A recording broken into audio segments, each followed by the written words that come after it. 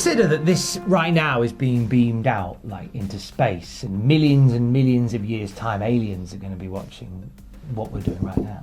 They think Elimination 2020 is just about to happen. Well, the aliens from Space Jam, I hope you enjoy the wrestling news today, and I hope you have a great time. Good luck against the Looney Tunes. That's the ones. Michael Jordan. News. Another match for the Elimination Chamber has been leaked. A top indie star has made their AEW debut, and we have 2 reported Hall of Fame announcements coming soon. We'll get to them in a bit. WWE need to call a plumber. We've got a lot of leaks this week. Enjoy the video. Yesterday, the lineup for the Elimination Chamber was leaked. What a killer's row that was. And the Wells Fargo Center, what will be hosting the Chamber, has also leaked a match. That's right, the SmackDown Tag Team title match has been leaked. It is the New Day taking on John Morrison and The Miz. Now, those 2 teams are set to compete at Super Showdown, which happens before, but we now know that they will face off against one another at least one more time following that pay-per-view. Who have you got, first of all, at Super Showdown? Are we going to see a babyface win here? Are they going to retain the titles? I think retain at Super Showdown. I think lose at Elimination Chamber. I agree. Look at that. I agree. Yeah, I think Dirt Sheet are going to win the belts. I think that seems to make sense. They seem to be like the hottest thing tag team wise on SmackDown. Yeah, I agree. See, although I'm saying that, do you not? I know they're the hottest tag team there, and it makes sense to put them in with the New Day. Do you not feel like dancing? Dancing in the No Way? No. Do you not feel that Morrison's return has been a bit tepid? Yeah, it's sort of been staggered, hasn't it? Like the backstage thing, and then he popped up on the bump, and then he did the weird backstage thing with The Miz. It's just, you know what? I normally I would get more upset than I am about this, but I like John Morrison. I really like John Morrison, but to me, he's a career mid-card guy, and maybe the big, huge returns are better saved for bigger, better people. Yeah. That's a horrible thing to say, isn't it? I agree they could have dealt with it better. I really do. But Morrison, he's going to be sticking around the tag and the mid-card scene for forever. They really tried to make him a big star in quite a few promotions he worked at. Lucha Underground made him the guy. They managed. Impact? Impact did as well. There was a moment at, I want to say it was a Bound for Glory where he was Johnny Nitro, and he did that thing which they do in wrestling where they pause for crowd reaction. And he was backstage being interviewed, and he went, Tonight in Ottawa, Canada, silence. Pause. They wouldn't even cheer for their own city name because it was Jomo. Yeah. Oh, that's when you know something's not working. No, I really like him. I'm almost regretting what I just said there because it's like everything should be impactful and they should do it a bit. But there's a place for everybody and everybody should be in their place. And like John Morrison probably isn't going to be a main event guy. Sorry, Johnny, I'd love you, but you're not. In the same way that I ain't ever going to be. Successful with women. Successful with women. A super. You've got a girlfriend. What am I on about? Yeah, but once the penny drops that I am what I am, she'll be away. Nor am I going to be number 1 in the Great North Run. But just taking part in the race of life counts, right? Oh, that's really sad. But John Morrison is one of those guys that fits into the roster really well, and I'm a big fan of the tag team. I'm glad he's back. I'm truly glad he's back. I don't want to do a disservice to the guy or anything. But yeah, there's the tag team matches coming up soon. It's that bombshell that I've got a girlfriend is going to shock quite a few people in the comments. I think a bit about AEW Dynamite now. So obviously, if you don't want to know what happened on Dynamite, look away, mute your ears and your eyes, put a hat on, stick a deck chair up your nose, do what you need to do. Last night, Chris Jericho announced that Jeff Cobb was coming in to join the Inner Circle. Ooh, big beefy boy. Big beefy boy Cobby and the All Elite. So they put a nice video out announcing the arrival of Jeff Cobb, and next week he's going to be facing John Moxley. I can't wait to see him on AEW TV. How long will I have to wait, Thomas? Literally no time at all. I love that. Because Inner Circle would clatter in Moxley at the end of the night, and then Jericho goes, come on out, Cobb. Get out of here, you cheeky little chimp. Out comes Jeff Cobb, who drops Moxley with one of my favourite finishes, which is the Tour of the Islands. Great move. Power slam, and I'm going to take it back the other way. I love it. I love that. Cobb looked and felt like a force of nature. Yeah. JR, it's easy to rag on JR. We've done a lot of ragging on JR. I thought JR's call of the arrival of Jeff Cobb was perfect. Really made him feel like a thing, like a big deal.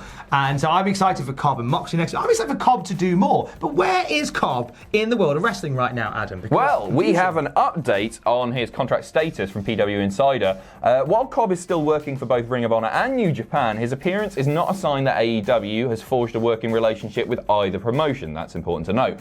Cobb is currently a free agent as his Ring of Honor deal expired at the end of 2019, and he declined to sign a new deal. He was booked directly by AEW as he's free to work anywhere, so his debut tonight should not be seen anything as greater than that. It's just a debut. Based on the promo, Cobb is booked, of course, for next week's show, but as of writing, has not signed with AEW. They very much, in the way that Jericho bigged him up, very much he's been brought in as like a gun for hire, a bounty hunter, if you will, which gives them the out, where if they only want to use him really for clever, bit, he can dip in and dip out. He is very much involved in Ring of Honor at the moment, despite the fact that there is some contract hoo-ha. He and Dan Maff just won a number one contenders match. They're going to face Gresham and Jay Lethal at some point for the tag titles. So he's involved in the mix at Ring of Honor, which is why it was such a surprise that he turned up on Wednesday. What was the reaction like? Because I've not seen it yet. When it came out? It was all right. I think it was a good reaction when they did the video. I personally don't think, and my memory might not do it justice, so you'll tell us in the comments. I don't think it was as strong a reaction as I thought it would be. But the commentators put him over big. Good. Like, they put him over huge, which is what's important. I'm a big fan Just of a weird way of doing it. Like, announcing him for next week and then bringing him out later is an odd thing. I guess the crowd were a bit caught off guard. Yeah, it very well might have been. Weird one, that, but welcome in, Cobb. Have some fun. Make some money. So this dropped last night. Teddy Hart, former MLW star, indie star for quite a few years, has been arrested. You seem surprised by this, Your Honour. He was arrested on charges of possession of a Schedule 3 narcotic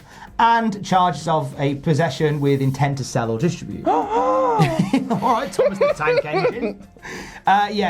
He was held at Richmond County Jail on Tuesday, court date April 23rd.